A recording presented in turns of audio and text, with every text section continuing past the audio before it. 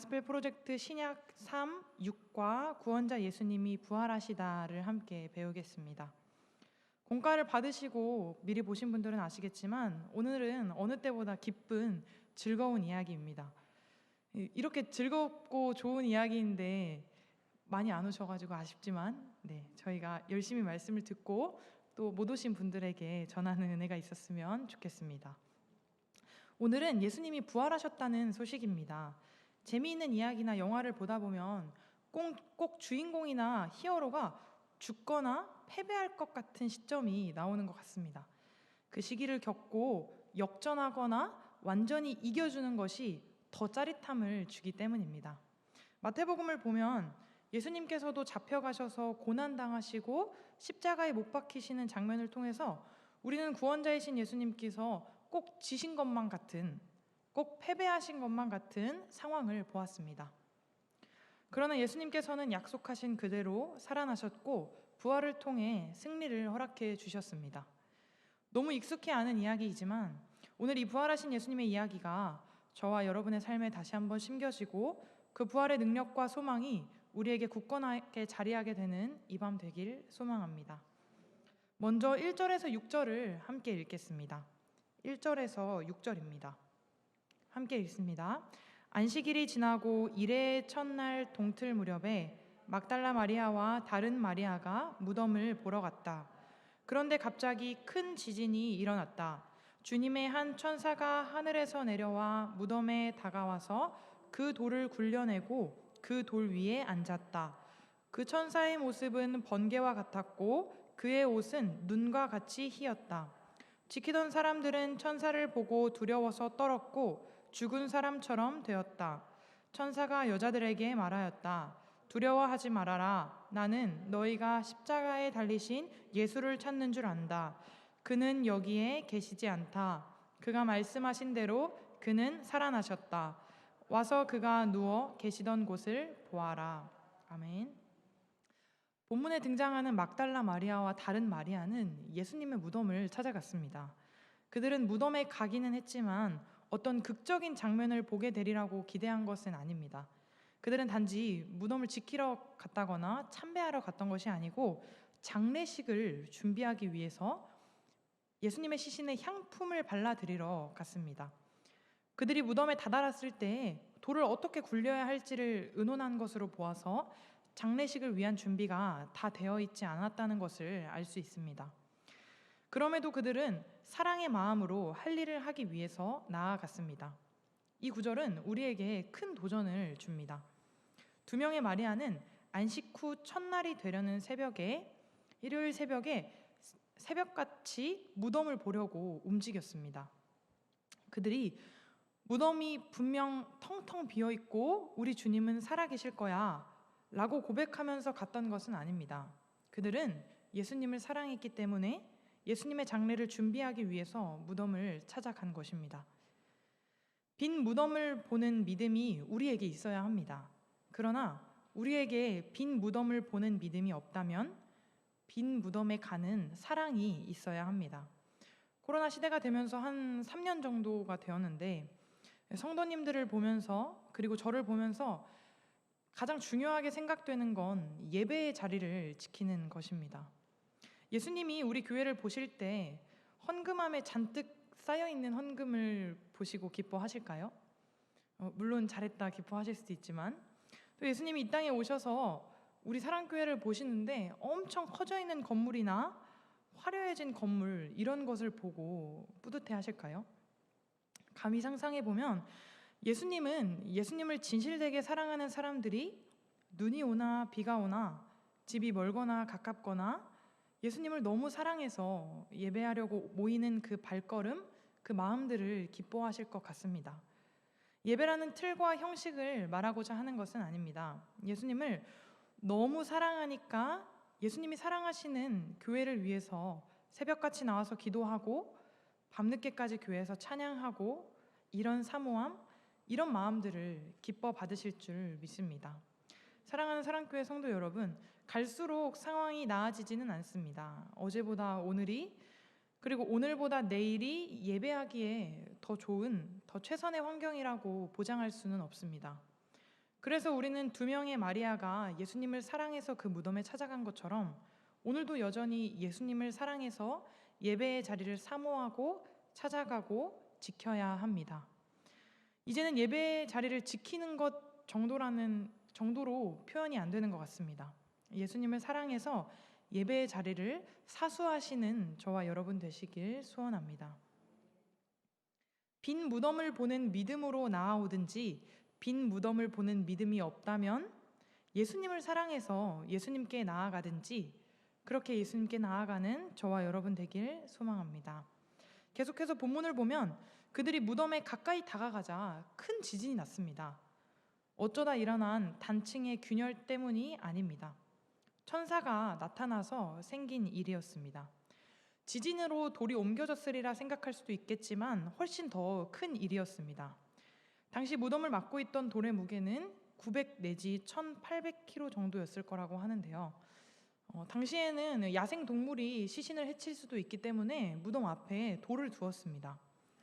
저를 50kg라고 했을 때, 가정이니까 50kg라고 하겠습니다. 50kg라고 했을 때 저를 한 36명 정도 동시에 드는 그런 무게인데, 어쨌든 이 무지하게 무거운 돌을 천사가 손쉽게 옮긴 다음 그 위에 앉아서 예수님이 부활하셨다는 좋은 소식을 전해주고 있습니다.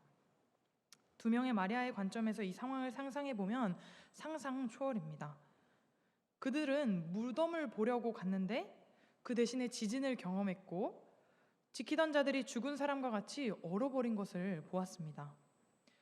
여기에 눈부시게 빛나는 천사가 거대한 돌을 굴려내곤 그 위에 앉은 모습까지 본 것입니다.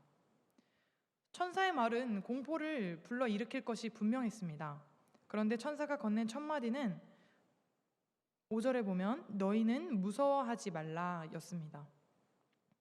이것은 성경에서 가장 많이 언급되는 명령이기도 합니다. 여인들이 무서워하지 않아도 되는 이유가 어디에 있을까요?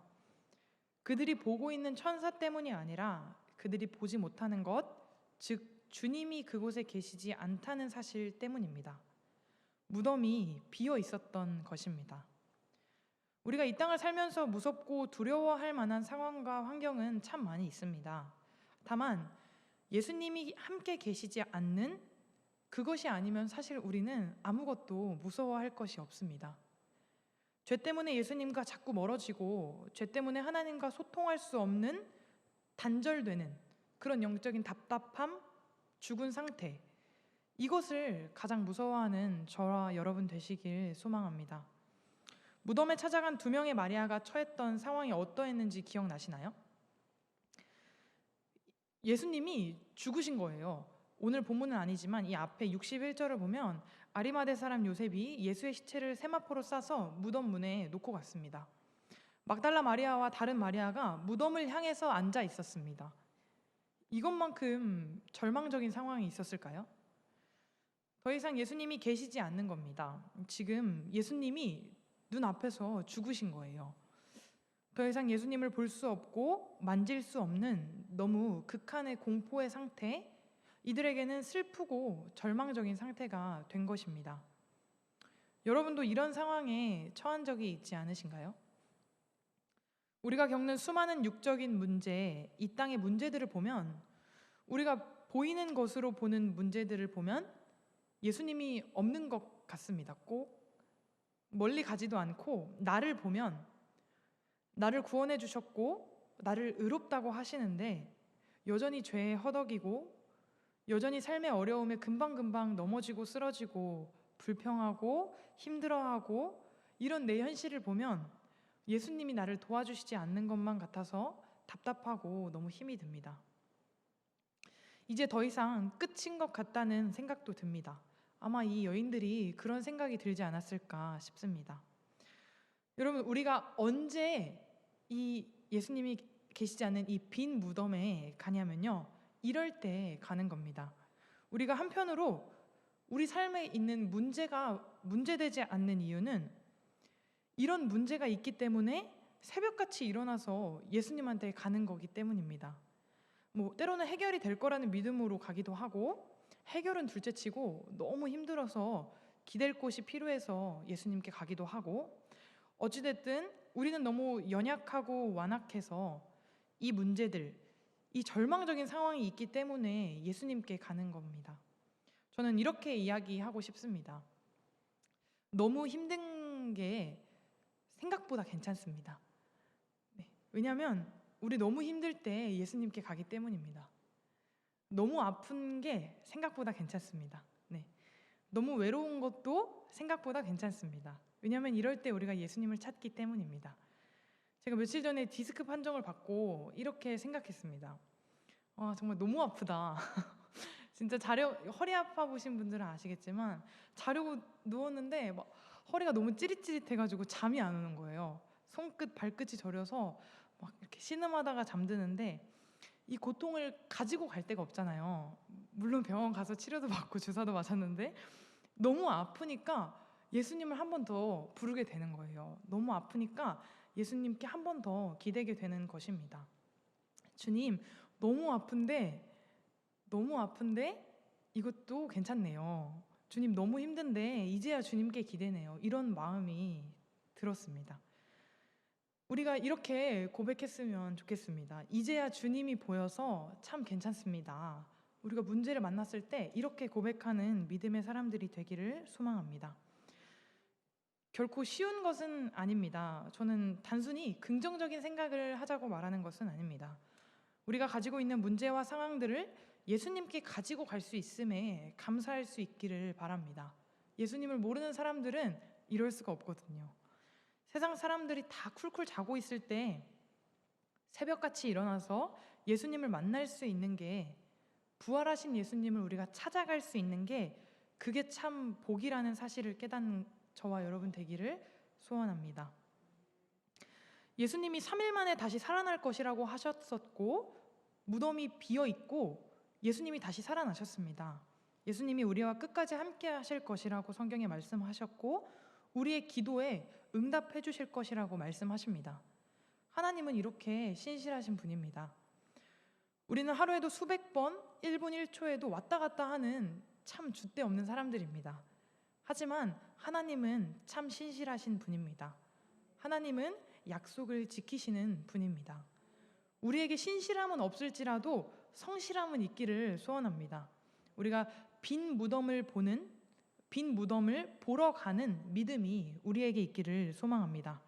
사랑하는 사랑교회 성도 여러분, 부활은 우리가 생각할 수 있는 상식적이고 충분히 그럴 만한 일이 아닙니다. 살면서 부활할 거라고 제가 예수님 당시에 있었더라도 생각을 못했을 것 같습니다. 하나님은 이렇게 우리가 다 알 수 없고 다 이해할 수 없는 놀라운 방법으로 일하십니다. 그러한 방법으로 우리를 구해 주셨고요. 매일 우리를 그러한 방법으로 건져 주십니다. 우리가 하나님의 일하심을 오늘 2명의 마리아처럼 볼 수 있는 것은요, 하나님 앞에서 성실하는 것입니다. 우리가 다 알 수는 없지만 하나님이 우리를 건지시는 그 일하심의 현장에 있으려면요, 성실하게 예배의 자리를 사수하는 것입니다. 여러분처럼 말입니다. 우리의 목적과 이유가 살아나셨을 거야 하는 그 믿음이든지, 예수님을 너무 사랑해서, 그저 너무 사랑해서이든지, 혹은 삶이 너무 고단해서 예수님을 보고 싶고 그저 그 품에 안기고 싶어서이든지, 이유가 어찌되었든 예배의 자리를 사모하고 사수할 때에 우리는 하나님의 일하심을 보고 경험할 수 있습니다. 이왕이면 힘들어서보다 예수님을 사랑해서, 이왕이면 예수님을 사랑하고 굳건한 믿음이 있어서 예배의 자리를 지키게 되는 저와 여러분 되기를 소망합니다. 계속해서 본문을 보겠습니다. 이제 예수님이 살아나심을 알게 된 이 2명의 마리아가 지시를 받게 됩니다. 7절부터 9절을 함께 읽도록 하겠습니다. 함께 읽습니다. 그리고 빨리 가서 제자들에게 전하기를, 그는 죽은 사람들 가운데서 살아나셔서 그들보다 먼저 갈릴리로 가시니 그들은 거기서 그를 뵙게 될 것이라고 하여라. 이것이 내가 너희에게 하는 말이다. 여자들은 무서움과 큰 기쁨이 엇갈려서 급히 무덤을 떠나 이 소식을 그의 제자들에게 전하려고 달려갔다. 그런데 갑자기 예수께서 여자들과 마주쳐서 평안하냐 하고 말씀하셨다. 여자들은 다가가서 그의 발을 붙잡고 그에게 절을 하였다. 아멘. 주님이 죽은 자 가운데서 살아나신 부활절에 우리는 예수님의 빈 무덤을 보기 위해서 주의를 기울여야 합니다. 하나님이 행하신 놀라운 기적을 마음에 새겨야 함을 이제 알았습니다. 6절에 와서 보라. 7절에 보면 가서 이르되는 여인들에게 무서워하지 말라고 격려했던 천사의 입에서 나온 명령이었습니다. 그것은 또한 믿음의 눈으로 빈 무덤을 본 우리 각 사람의 사명을 나타내기도 합니다. 즉, 오는 것, 가는 것, 모이는 것, 그리고 보내는 것입니다. 여인들에게 맡겨진 사명은 세 가지였습니다. 첫째는 여인들은 자신이 들은 것, 즉 예수님이 죽음에서 부활하셨다는 소식을 전해야 했습니다. 두 번째, 여인들은 예수님이 주로 사역하시던 곳이 갈릴리였죠. 갈릴리로 곧 가실 것이다 라는 것을 선포해야 했습니다. 세 번째는 여인들은 제자들에게 갈릴리에서 예수님을 만나게 될 것이라고 말해야 했습니다. 여인들이 그 소식을 듣고 느꼈을 경외심과 소망을 상상해 보시기 바랍니다. 그들이 천천히 걸어와서 제자들에게 말하진 않았을 것 같습니다. 이 장면을 상상하는데 어떤 걸로 표현할 수가 있을까요? 만약에 시한부인 사람이 병원에서 완치 통보를 받았습니다. 너무 기적적인 일이죠? 이거를 이제 부인에게 가서 말해야 하는 상황입니다. 어떻게 전달할까요? 전화해서 나 살 수 있대. 병원으로 와봐. 이렇게 얘기할까요? 이 기쁨과 감격을, 이 감사를 달려가서 전하든지 얼른 전화를 하든지 어떻게 막 좋아서 안달을 못할 것 같아요. 그렇죠? 이런 좋은 소식을 얼른 전해야겠죠. 아마도 여인들은 그런 상황이었을 것입니다. 여인들은 예수님이 부활하셨다는 소식을 전하라는 이 사명을 수행하기 위해서 급히 달려갑니다. 달려가다가 이들이 예수님과 마주쳤습니다. 그들은 전력 질주를 하다가 한순간에 멈추어 섰을 것입니다. 기쁨에 찬 여인들은 예수님의 발 앞에 엎드려서 그 발을 붙잡고 경배했습니다. 예수님이 그 발을 붙잡고 경배했다는 것을 보면 예수님이 영적으로 환생하신 거나 그런 환상을 보고 이런 게 아니라 실제로 부활하신 예수님을 여인들이 만났다는 것을 우리가 또 말씀을 통해서 알 수가 있죠. 그들은 예수님과 떨어지고 싶지 않았을 것입니다. 그래서 그들은 믿음의 경배를 드리며 예수님의 발을 붙잡았습니다. 이 구절이 우리 마음에 남기는 것은 예수님을 보고 경배해야 합니다가 아닙니다. 우리는 예수님을 보고 경배해야 합니다를 말하려고 하는 것이 아닙니다. 예수님은 경배받으실 분입니다. 우리는 그분을 경배하게 됩니다가 어쩌면 더 적절할 것 같습니다. 혹시 아주 멋있는 대자연이나 일출을 보신 적이 있으신가요? 아니면 해가 이렇게 환하게 떠 있거나 해가 예쁘게 떠서 이 구름이 멋있는 색깔로 물들어 있을 때가 있습니다.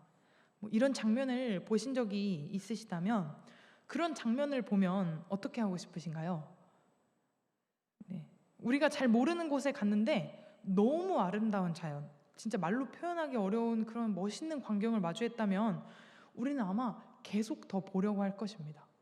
계속 더 보고 그게 이 길 끝에 있다면 따라갈 것 같아요. 그 길을 조금이라도 더 보려고 할 것 같습니다. 요즘 워낙 이 스마트폰이 있기 때문에 얼른 찍어서 이제 가족들한테도 보내고 사진첩에도 담아놓고 SNS에도 올리고 하겠지만 가장 1차적으로는 우리 눈에 담으려고 하겠죠. 더 보려고 하겠죠. 그 아름다움과 그 황홀함에 넋을 잃게 되는 것입니다. 누가 오라고 해서 가는 게 아니라 너무 아름다우니까 더 보고 싶고 더 담고 싶은 겁니다. 하나님은 이런 분이십니다. 하나님을 알면 알수록 누가 좀 하나님에 대해서 더 알아봐. 그 정도로 되겠어? 이렇게 말하지 않아도 하나님 너무 아름다우시고 너무 거룩하신 분이시기 때문에 하나님을 알면 알수록 더 알고 싶은 거예요. 더 경험하고 싶고 더 찾게 되는 것입니다. 우리가 전도할 때, 또 1:1 양육할 때 너무 조급해할 필요는 없습니다. 아니, 하나님을 이렇게까지 설명했는데 충분히 알려준 것 같은데 왜 아직 변화가 없지? 왜 더 궁금해하지 않지? 이런 마음이 들 수 있습니다. 우리가 전도하고 양육하는 사람들과 우리 자녀들에게 굳이 이런 답답함과 어려움을 가질 필요가 없는 이유는요, 그들이 아직 하나님을 경험하지 못했기 때문입니다. 하나님을 아는데 그러는 게 아니라요, 하나님을 우리가 볼 땐 충분한 것 같지만 아직 하나님을 만나지 않아서 그런 것입니다. 진짜 하나님을 만나면 오라고 안 해도 오게 되어 있습니다. 하나님의 영광을 경험한 사람은 넘어지고 흔들리고 할 수는 있지만 하나님께 시선을 뗄 수가 없습니다. 하나님은 그런 분이시기 때문입니다. 오늘 마태는 여인들이 예수님에게 했을 법한 말이나 질문을 따로 기록하지 않았습니다. 우리 같아도 놀라서 막 이것저것 물어보겠죠. 어떻게 된 거예요, 예수님? 막 하면서 눈물을 흘리면서 얘기를 하겠죠. 그렇지만 마태는 그러한 것들을 따로 기록하지는 않았습니다. 그는 그저 그들이 부활하신 예수님을 경배했다고만 기록하고 있습니다. 거룩한 임재 앞에서는 그 이상 할 것이 없기 때문입니다. 실제로 가서 전하라는 말씀대로 행하기 전에 우리가 먼저 보고 우리가 먼저 경험하길 소망합니다. 우리가 본 것을 기쁨으로 가서 전해주고 그들이 하나님을 알 수 있게, 경험할 수 있게 소개해주는 은혜가 우리에게 넘치길 소원합니다. 마지막으로 오늘 본문 10절에서 15절을 함께 읽겠습니다. 10절에서 15절까지입니다. 함께 읽겠습니다. 그때에 예수께서 그 여자들에게 말씀하셨다. 무서워하지 말아라. 가서 나의 형제들에게 갈릴리로 가라고 전하여라. 그러면 거기에서 그들이 나를 만날 것이다. 여자들이 가는데 경비병 가운데 몇 사람이 성 안으로 들어가서 일어난 일을 모두 대제사장들에게 보고하였다. 대제사장들은 장로들과 함께 모여 의논한 끝에 병사들에게 은돈을 많이 집어주고 말하였다. 예수의 제자들이 밤중에 와서 우리가 잠든 사이에 시체를 훔쳐갔다 하고 말하여라. 이 소문이 총독의 귀에 들어가게 되더라도 우리가 잘 말해서 너희에게 아무 해가 미치지 않게 해주겠다. 그들은 돈을 받고서 시키는 대로 하였다. 그리고 이 말이 오늘날까지 유대인들 사이에 널리 퍼져 있다. 아멘. 좋은 소식을 들으면 어떻게 반응할까요? 대부분은 사랑하는 사람들과 그 소식을 즉시 공유하려고 할 것입니다. 아까 그 사진처럼 요즘엔 SNS에 올릴 수도 있고요. 장문의 문자를 보내거나 부모님께 전화를 하거나 다양한 방법으로 우리는 본능적으로 좋은 소식을 다른 사람들과 공유하려고 합니다. 다시 사신 예수님을 만난 여인들도 마찬가지였습니다. 여인들에게 하신 예수님의 말씀은 아까 앞에서 천사가 한 말과 거의 같았습니다. 그러나 분명 예수님의 말씀이 그들의 마음에는 훨씬 더 묵직하게 은혜로 다가왔을 것입니다. 천사에게서 무서워하지 말라는 말을 듣기는 했지만 예수님께 그 말씀을 직접 듣는 것은 완전히 다른 차원입니다. 예수님이 말씀하시자 그들 마음속에 남아있던 두려움이 아침 안개처럼 사라졌습니다. 우리가 이렇게 수요 예배에 나와 말씀을 듣는 것도 너무 좋아야 할 텐데 좋고, 금요일에 지친 마음을 가지고 나왔는데 목사님 말씀이 가끔 그럴 때가 있어요. 이건 뭐 거의 목사님이랑 저랑 1:1로 대화하는 수준인데요. 이거 어떻게 제 삶을 이렇게 잘 알고 얘기하시지? 이건 저한테 꼭 필요한 메시지였는데, 이런 생각이 들 때가 있어요. 이렇게 기도하다가 위로를 받기도 하고 찬양하면서 하나님의 마음이, 그 말씀이 제 마음에 이렇게 꼭 와닿는 것 같아서 마음이 이렇게 풍성해지기도 합니다. 다 좋지만 만약에 우리가 힘들어서 예배당에 터덜터덜 와서 앉아 있는데 예수님께서 직접 오신다면 우리가 골방에서 이렇게 눈물로 기도하고 있고 아침부터 말씀 보고 기도하고 있는데 예수님이 직접 오신 거예요. 똑똑 오셔서 평안하니? 이렇게 물어보신다면 눈물이 나겠죠? 네. 이렇게 예수님이 직접 말씀하시는 것보다 강력한 게 있을까요? 당시 여인들도 예수님께 직접 들은 이 기쁨과 부활의 메시지에 힘을 입고 예루살렘을 향해서 달려갔습니다. 이게 너무 좋아서 꿈인지 생시인지 분간이 안 되는 소식을 안고 간 것입니다. 전하라고 하신 그 소식을 안고 간 것이죠. 한편 이 소식은 여인들에게는 그들 생애 최고의 소식이었습니다. 하지만 무덤을 지키던 자들에게는 그들 생애에 아마 최악의 소식이었을 것입니다. 당시 문화에서 죄수가 탈출하게끔 놔두었다는 것은 지키고 있던 사람들한테는 죽음을 의미할 수 있었습니다. 본문 앞의 구절들을 보면 대제사장들과 바리새인들이 모여서 이렇게 얘기합니다. 예수님이 살아계실 때 사흘 후에 살아난다고 했던 것을 기억한다 우리가. 아마 그 사람이 그렇게 얘기했었는데 만약에 우리가 이걸 잘 관리를 안 해서 예수님 제자들이 그 시체를 가져가서 어디다 놓고 예수님 살아났다 이렇게 하면은 아마 사람들 군중들은 더 난리가 날 거다. 그래서 이 관리를 잘해야 된다. 이런 이야기를 앞에서 했었습니다. 이런 상황의 빈 무덤은 경비병들에게는 우리에겐 예수님이 구세주이시지만 이들에게는 사형 선고를 뜻했습니다. 경비병들은 두려움에 떨면서 대제사장들에게 가서 이 소식을 전했습니다. 잘해야 매를 맞거나 질책을 받겠죠. 이렇게 예상하고 찾아갔는데 오히려 뇌물을 받았습니다. 대제사장들은 그들에게 문제가 있다는 것을 알고는 있었지만 돈 몇 푼과 약간의 거짓말로 진실을 덮을 수 있을 거라고 생각했습니다. 모든 이야기에는 적어도 두 면이 있기 마련이지만 진실은 단 한 가지입니다. 여인들의 호주머니는 텅 비어 있지만 마음은 충만했을 거고요.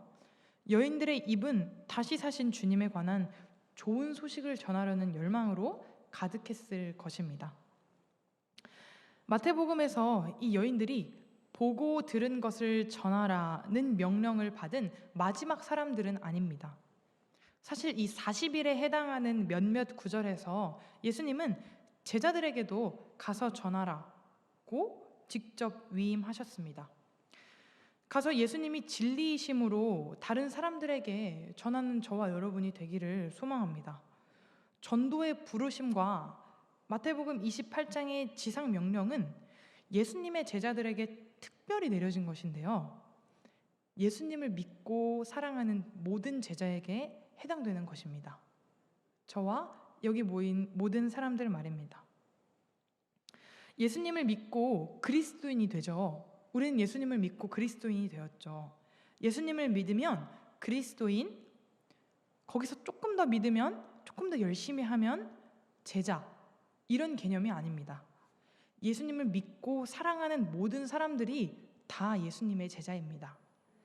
예수님을 만나지 못한 무리가 있을 수는 있습니다. 예수님을 알고 믿고 사랑한다고 하면서도 신앙생활도 설렁설렁 적당히 하려는 사람들이 있습니다. 나는 제자까지는 아니고 주일 예배 잘하고 헌금생활 잘하는 그리스도인, 딱 그 정도라서 그래. 이런 것은 앞뒤가 안 맞는 이야기입니다. 예수님을 믿는 순간 우리는 모두 예수님의 제자가 되는 것이고 예수님은 모든 제자에게 동일하게 말씀하십니다. 동일하게 명령하십니다. 너희는 가서 모든 민족을 제자로 삼아 아버지와 아들과 성령의 이름으로 세례를 베풀고 내가 너희에게 분부한 모든 것을 가르쳐 지키게 하라. 동일하게 말씀하십니다. 이 명령이 거룩한 부담감으로 마음에 심겨지는 저와 여러분 되길 소원합니다. 여인들처럼 우리도 다시 사신 주님에 관한 좋은 소식을 세상에 공유하는 은혜가 있을 줄로 믿습니다. 결론입니다.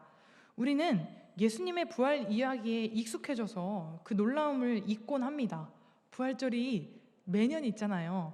그래서 우리는 그 익숙함이 익숙해져서 그 놀라움을 잊곤 하는데, 죽음은 이 거대한 미지의 세계로 모든 사람이 두려워하죠. 죽음은 마지막이라는 의미에서 오싹한 것인데요. 의료 기술의 발전에도 불구하고 이 죽음은 피할 수가 없습니다. 그러나 예수 그리스도께서는 사람이 이길 수 없는 죽음을 이기셨습니다. 그래서 우리가 이렇게 부활절 메시지를 많이 들음에도 놀라워하고 감사하고 감격하는 것입니다. 그리스도인에게 예수님의 승리는 곧 나의 승리입니다. 부활의 아침에 하나님은 예수님을 죽은 자 가운데서 살리시고 자기 백성에게 오랫동안 약속해 오셨던 새로운 창조를 시작하심으로써 자기 아들의 십자가 희생의 정당성을 입증하셨습니다. 복음의 좋은 소식은 우리가 믿음으로 그리스도와 연합함으로써 그분의 창조의 일부가 되고 그분의 형상 안에서 이 부활의 약속을 공유한다는 사실입니다. 죄의 저주는 제거되었습니다. 죽음은 패배했고 우리는 영원한 생명을 보장받았습니다. 이것만큼 기쁜 게 또 있을까요? 그리스도인은 언젠가 자신의 부활의 아침을 보게 될 것입니다. 그러므로 우리는 와서 빈 무덤을 보고 부활하신 구세주께 경배해야 합니다. 그러고는 가서 주님의 영광과 이 구원을 이야기해야 합니다. 이 너무 놀라운 소식, 이 기쁜 소식을 벌써 전하고 싶지 않으신가요? 떠오르시죠? 이 사람한테 가서 전해야겠다. 빨리 전하고 싶다. 이런 마음이 들지 않으신가요? 죄의 저주가 제거되고 죽음은 패배했고 하나님과 함께 영원한 생명을 보장받은 자답게 오늘도 믿음으로 성실함으로 빈 무덤을 보러 가는, 예수님을 보고 예수님을 전하는 주의 자녀들이 다 되시길 소원합니다.